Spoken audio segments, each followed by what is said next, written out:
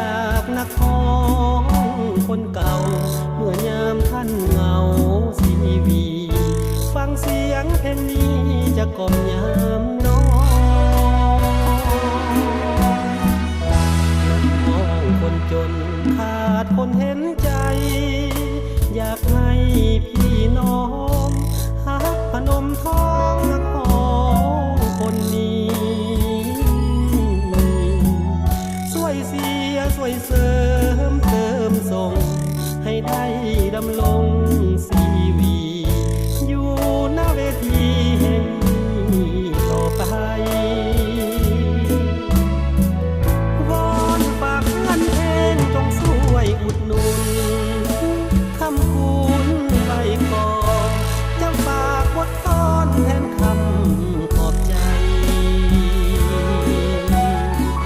เพียงเสียงตบมือก็พอแล้วจดหมายแน่ๆเข้ามาบ่นานดอกหนาคงซื่นสิวันถ้าขอฝากตัวกับท่านผู้ฟังอย่าได้นายแน่ฝากความหักแพงทั้งเพื่อนพี่น้องมีงานอยากจะสวย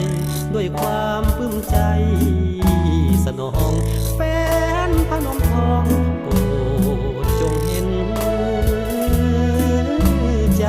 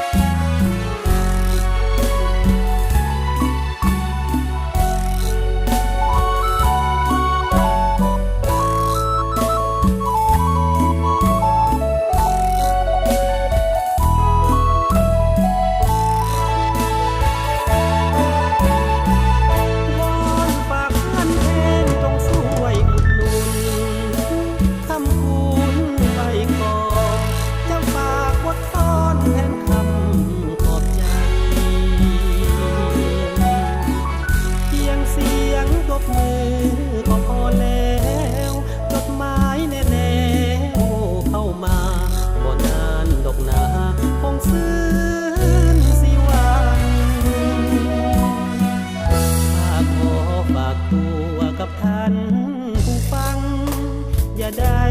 นายแน่ฝากความหักแพงทั้งเพื่อนพี่น้องมีงานอยากจะสวยด้วยความปลื้มใจสนองแฟนพนมทอง